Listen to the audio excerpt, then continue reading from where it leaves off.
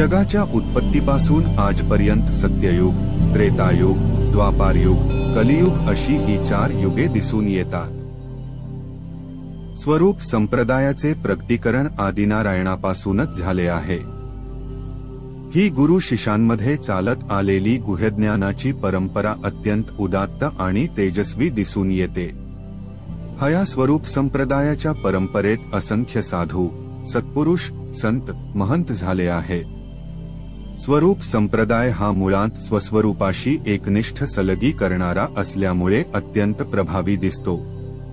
विवेक वैराग्याच्या बळावर साधन चतुष्टयाची उपासना करून मोक्षापर्यंत पोहोचविणारा आहे.